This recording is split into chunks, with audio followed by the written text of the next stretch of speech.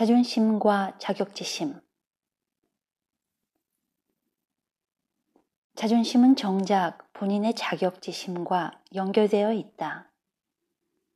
자존심이 상해서 분해하고 억울해하는 사람들이 많다.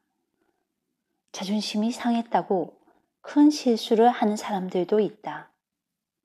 자존심이 상하게 되면 사람은 쉽게 격분하고 그 화를 참지 못하는 경우가 많은데 그 이유 중 하나가 바로 자격지심이 작용했기 때문이다. 본인이 약하다고 생각하는 부분, 즉 자신의 아킬레스건이라고 생각한 부분을 건드는 사람들에게 깊은 상처를 받는 것은 자존심이라고 말은 하지만 정작 자신의 자격지심이 작용한 경우가 많다. 자신이 가지고 있는 아킬레스건을 곰곰이 생각해 볼 필요가 있다. 아킬레스건이라고 생각하는 자신의 나쁜 단점 혹은 약점이 자신의 인생에 도움이 되었던 경우가 종종 있을 것이다. 그 단점과 약점을 보완하기 위해서 노력하다 보니 자신이 더욱 업그레이드 되었을 것이고 내공이 더 높아진 자신으로 발돋움할 수 있는 계기가 되기도 했을 것이다.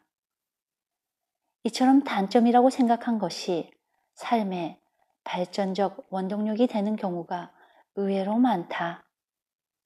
그런데 그런 약점과 단점을 승화시키지 못하고 계속 부정적으로 자격지심을 가지고 있다면 이 자격지심은 자존심과 연결되어 타인과 쉽게 문제가 생길 수 있다. 남이 그 아픈 자격지심 부분을 건들게 되면 쉽게 상처받아 너무 괴로워한다는 것이다.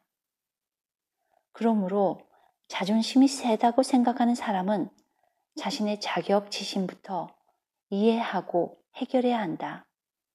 즉 자신의 자격지심을 어떻게 승화시킬 것인가에 대해서 고민하고 해결해야 한다는 것이다. 그러면 어떻게 해야 하는 것인가? 인정하고 받아들이면 된다.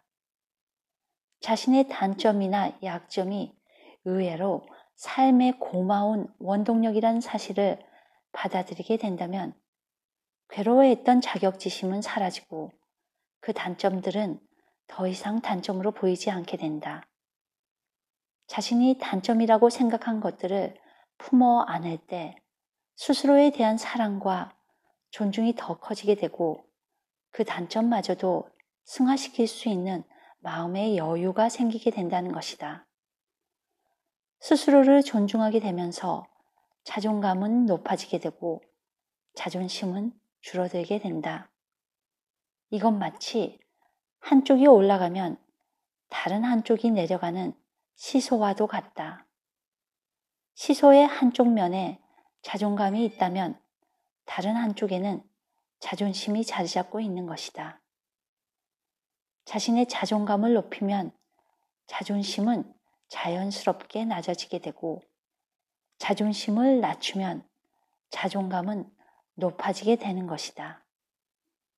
무엇을 먼저 하든지 상관은 없다.